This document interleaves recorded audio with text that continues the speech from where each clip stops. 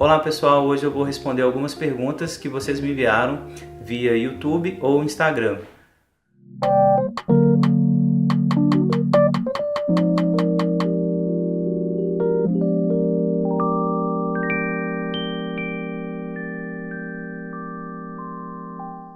Algumas perguntas já começaram a aparecer, eu queria agradecer muito por essa participação.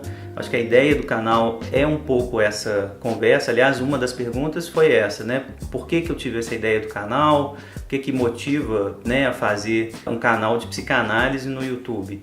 Né? A primeira coisa, assim, é um projeto de extensão que funciona na universidade pública. Eu acho que é interessante para a universidade demonstrar as pesquisas, torná-las acessíveis, torná-las públicas, gratuitas, né? Que as pessoas consigam perceber o que a gente está fazendo aqui dentro da universidade. Então, uma dessas coisas, né, a pesquisa clínica que a gente faz, né, que eu conduzo, né, que a pesquisa teórica e clínica que eu conduzo a partir da psicanálise, ela tem um acesso específico, que são através dos artigos, dos livros que eu publico, mas eu queria também que essas pesquisas fossem acessíveis a um público maior, que não fosse só restrito à psicanálise. Então a ideia do canal passa muito por aí, assim, a ideia de tentar conversar com pessoas que não são especialistas em psicanálise, né, mas que gostem de psicanálise, que sabem, né, que a psicanálise pode, de alguma maneira, participar da vida dessas pessoas no dia a dia. Às vezes são profissionais liberais que fazem análise, por exemplo,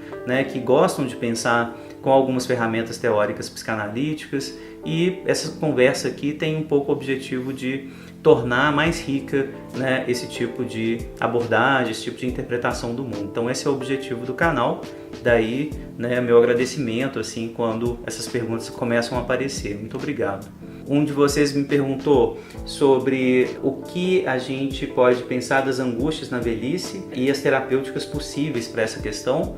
É ótima a questão, recomendo a dissertação orientada por mim, já concluída, da Vanessa Biscardi. Essa dissertação vai estar disponível na biblioteca da Fafiche e provavelmente online também, na biblioteca da UFMG. A Vanessa, ela trabalha com a questão da velhice, analisando justamente as angústias que aparecem, né, provenientes das mudanças do corpo, provenientes dessa grande mudança de fase de vida, né, que apesar de não ser abrupta, ela traz muitas angústias, ela traz muitas mensagens, né, ligadas ao mortífero. Seja através da falência do corpo, de alguma forma, o corpo que anda mais lento, o corpo que começa a ter doenças mais graves, etc. Seja através, né, das perdas que a partir da velhice a gente começa a ter, né? A família que morre um parente, a família, né, que vai se desprendendo, a perda identitária importante que a gente tem quando a gente para de trabalhar ou quando a gente trabalha menos, enfim, quando o corpo então faz um tipo de mensagem, né, uma série de mensagens que o outro, inclusive da cultura, endereça para a gente a partir desse corpo velho que começa a aparecer. A mensagem de que a gente já não pode participar de alguns jogos, dos jogos eróticos, por exemplo, né, de que a gente não pode mais, enfim, ter toda a atividade que a gente tinha. Então é um período de muita perda narcísica, né, que vale muito a pena estudar. A gente tem esse projeto já concluído então da Vanessa. Tem um projeto em andamento de mestrado da Michele Santos, também estuda a velhice a partir de Jean Laplanche. Os artigos vão saindo aos poucos, né, dessas duas pesquisas. E temos um congresso nacional agora em setembro de 2019 sobre a velhice. Então recomendo muito que vocês deem uma olhada na página do ComPDL, eu vou deixar o link aqui embaixo, né, já que a gente tem uma série de eixos temáticos, dentre os quais esse, né, da clínica com os mais velhos. Então acho que é muito importante que agora, né, já que a nossa população está envelhecendo e os analistas vão ter que lidar diretamente, né, ou com as pessoas mais velhas ou com as pessoas que estão tendo que manejar as pessoas mais velhas dentro de casa. É algo que tem aparecido muito no consultório, né, assim, de como é problemático para a gente, né, ter que lidar com os mais velhos dentro de casa, toda uma logística que a gente tem que pensar sobre essa inversão, né, muito angustiante de que, por exemplo, né, os nossos pais, eles começam a ficar muito dependentes da gente. Então a gente tem que cuidar deles literalmente, muitas vezes em cenas que vão reativar o infantil dessa relação, né, dos pais terem que usar fralda, por exemplo, dos pais terem que ser, né, conduzidos pela mão para atravessar a rua. Então há uma inversão, é como se os pais fossem os nossos filhos de repente, né, a gente fosse pais dos nossos pais. Então são cenas muito angustiantes, são, enfim, tarefas muito difíceis ainda de serem pensadas, porque, de maneira geral, a impressão que eu tenho é que a gente tem se recusado a pensar nisso. Então, fica a dica, né, do Congresso, agora em setembro, e também dessas pesquisas da Vanessa e da Michele, que estão, a Vanessa já concluída e da Michele que está em andamento, mas que vai aparecer vários artigos importantes sobre esse tema a partir da TSG. Uma outra questão me pede para falar um pouco sobre psicanálise e música. Essa relação eu explorei pouco na pesquisa do grupo, né, Psicanálise Política. Tem uma pesquisa em andamento, então, do livro do Theodor Hayek, chamado The Haunting Melody, que é a melodia assombrada ou assombrosa, que é a experiência psicanalítica, né, e a música. Então essa pesquisa está em andamento, a gente vai publicar assim que terminarmos, né? E existe um artigo que eu já publiquei chamado Psicanálise e Música, está na revista Afroidite, vou deixar o link aqui debaixo também. E nesse artigo eu tento defender a tese de que a psicanálise pode ler a música como sendo um tipo de apoio sobre os elementos rítmicos que a gente tem no corpo. Certamente, né, o início dessa erotização da audição, né, e do ritmo pode ter uma das suas origens, por exemplo, na escuta do coração materno, né? Quando a gente está no colo da mãe, por exemplo, ou dentro da mãe, fico imaginando, né, se esse ritmo, se a escuta desse ritmo, a erotização desse ritmo não é a base, o apoio sobre o qual depois o desejo ligado à música, enfim, as excitações ligadas à música, se elas não vêm dessas primeiras experiências rítmicas, né, do coração materno, do corpo materno, do corpo do cuidador, né, de como que o ritmo do som, né, também daquele cuidador que nos embala com a voz rítmica, de como que isso é a base para o nosso desejo ligado à música. Então eu tento defender um pouco essa tese nesse artigo, falo um pouquinho, né, de como que alguns elementos ligados ao sexual se apresentam na música, né? Existe muito sadismo, por exemplo, no campo da música, isso é muito curioso, né? Geralmente era um campo sublimado, um campo, né, da beleza, do pouco violento, né? Assim, parece ser o avesso da violência, mas quando a gente escuta os músicos, as relações com a música, né, e com a aprendizagem da música é muito violento.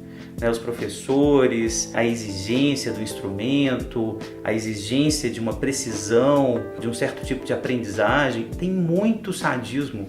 A gente escuta os músicos sofrendo muito, né, com um tipo de preciosismo, um tipo de perfeição quase impossível de ser alcançada na lógica, né, ali do instrumento. Então, assim, tem muito masoquismo também nessa relação. Eu falo um pouquinho disso no texto e termino o texto comentando um filme que eu achei super interessante, que se chama Casamento Silencioso. Havia uma espécie de ditadura onde não podia haver música, até que num determinado momento a música vai aparecer e vai cumprir um certo papel de revolta, né? Vale muito a pena ver esse filme, eu escrevo a análise dele nesse artigo e vou deixar o link para vocês lerem, a gente comenta mais um pouco, mas enfim, um tema que eu pesquiso ainda muito pouquinho, mas que me interessa particularmente porque aparece no consultório também, é um tema muito interessante, não tem como deixar de mencionar aqui, assim, a importância libidinal que a música tem na nossa vida, né?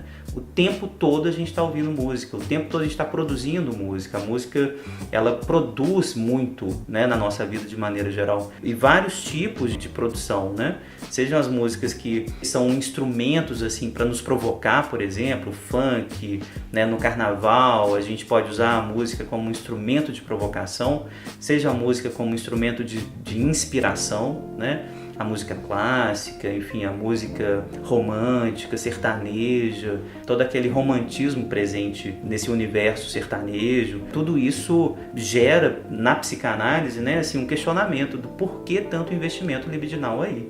Isso tem uma base pulsional importante que precisa, sim, ser mais estudada, ser mais elaborada pela psicanálise. Mais uma pergunta que chega diz aqui sobre por que é importante acusar o sexual numa terapia. A partir de uma postagem que eu comentei, que estava aparecendo um trecho do livro A Coragem de Ser Imperfeito, da pesquisadora Brené Brown, que é parece assim, um tipo de descrição de 10 características para uma pessoa plena. Eu comentei lá, falei assim, não, olha, isso parece meio sexualizado.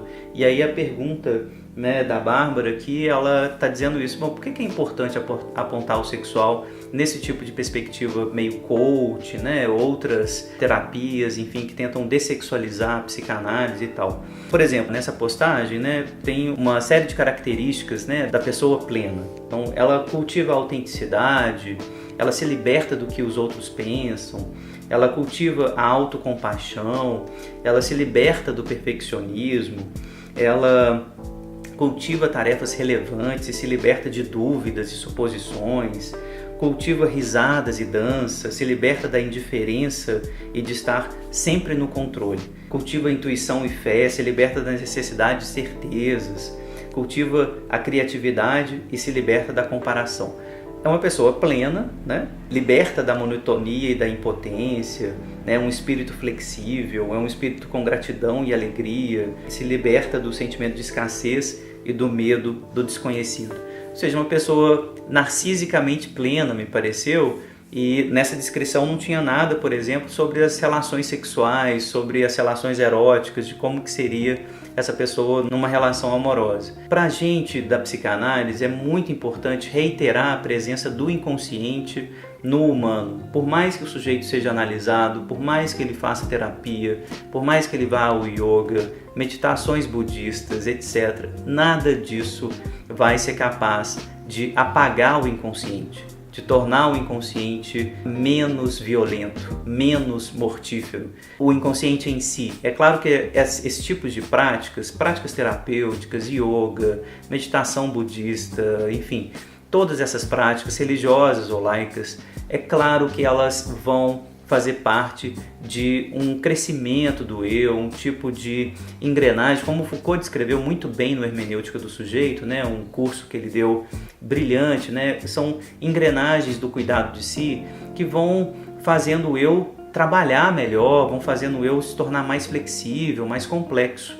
Então, é claro que essas práticas são sempre bem-vindas, mas muitas vezes essas práticas elas querem passar a impressão de que elas podem neutralizar o inconsciente, neutralizar o sexual, neutralizar isso que a psicanálise chama de sexual, na medida em que é essa excitação, esse tipo de excitação, que coloca o humano fora do campo do instinto. Eu fiz um vídeo todo tentando explicar, né, por que a psicanálise trata a pulsão como sexual, por que a pulsão tem que ser sexual, por que ela não é força de vida ou energia vital, por que o Freud está chamando de sexual a pulsão. Então vou deixar na descrição do vídeo o link para esse vídeo específico, eu acho muito importante, não vou entrar em detalhe aqui. Mas o mais importante para frisar é a grande questão da psicanálise é não deixar morrer a ideia de que o sujeito ele é partido, ele é cindido na consciência e no inconsciente, que nós somos, portanto, seres de conflito interno, e esse conflito jamais pode ser neutralizado, ele nunca pode desaparecer. Isso me leva à última questão que eu vou responder agora, que é sobre a existência ou não de múltipla personalidade em psicanálise. A pergunta é ótima porque num determinado momento da história da psicanálise, né, e das psicoterapias, isso aparece como um boom, assim, vários livros, vários relatos, muito filme, né, aparece porque seduz muito a gente, se existe ou não distúrbio, né, das múltiplas personalidades. Para a psicanálise em si, a gente tem uma certa resistência a esse diagnóstico, assim.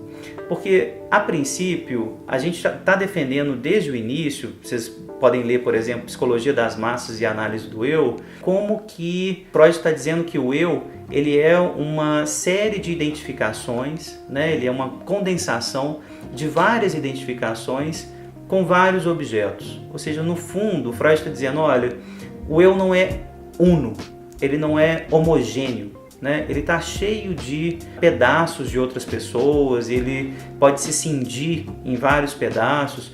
A própria geografia do aparelho psíquico que o Freud sempre desenha é uma geografia de várias localizações. A topologia freudiana, né, essas tópicas que o Freud vai desenhar no aparelho psíquico, ele vai fazer pelo menos 3 lugares sempre: o isso, o supereu, o eu, e aí há outras instâncias que aparecem na obra dele o tempo todo: o eu ideal, o ideal do eu, né? Ou seja, há vários lugares aqui. Isso são personalidades? O Freud não chega a tanto, né? De dizer que essas personalidades, enfim, esses pedaços identificatórios do eu têm uma vida própria, por assim dizer. Mas há um indicativo nessa direção, né? É claro que o sujeito ele pode se comportar, né? O Winnicott vai ter uma noção muito importante chamada falso self, né? Para dizer disso, o sujeito ele pode se comportar como uma pessoa numa determinada situação e em outra ser completamente diferente. É muito frequente a gente ouvir isso na clínica, né? Ah, meu pai dentro de casa é uma pessoa carrancuda, ele não dá afeto, e fora de casa ele é super alegre e todo mundo gosta dele e é uma outra pessoa, né? Isso acontece. Isso é uma dupla personalidade? Eu tenho dificuldade de apontar como personalidade esse tipo de funcionamento psíquico, né, que na verdade tem mais a ver com arranjos libidinais específicos, né, identificações específicas, mas que não chegam a constituir uma personalidade em si, uma complexidade em si. O mecanismo da dissociação histérica, das cisões perversas, das cisões psicóticas, é claro que esses mecanismos existem e podem variar em grau de intensidade. Então, assim, a lógica de que nós somos muitos, nós somos plurais, nós temos vários eus em alguma medida, essa lógica eu acho corretíssima. O que eu tenho uma certa dificuldade é de pensar em múltipla personalidade muito separadinho, como aquele fenômeno meio cinematográfico quer fazer aparecer. Então, feita essa ressalva, assim, de que não é muito separadinho assim, não é tão cinematográfico do jeito que, né, a mídia fez aparecer, feita essa ressalva, eu acho que cabe dizer, né, assim, que o eu é múltiplo, nós somos vários, nós somos legião, né? Como o diabo na Bíblia, né, pareceu dizer, né, o meu nome é legião, né? Na verdade esse é o nome de cada um de nós, né, no certo sentido, porque a gente não é único, a gente não é homogêneo, a gente pode ter vários afetos que não necessariamente vão se organizar num todo unitário. Então eu queria mais apontar para isso, para uma heterogeneidade interna ao sujeito, do que tentar dar substância a cada uma dessas identificações ou cada uma dessas partes heterogêneas, né? Eu acho que não vale a pena a gente dar tanta substância, tanta essencialização através desse nome, né, personalidade, para esse fenômeno que na verdade é um fenômeno corriqueiro, muito mais diluído, muito mais matizado do que esse tipo de essencialização no termo personalidade quer fazer acreditar.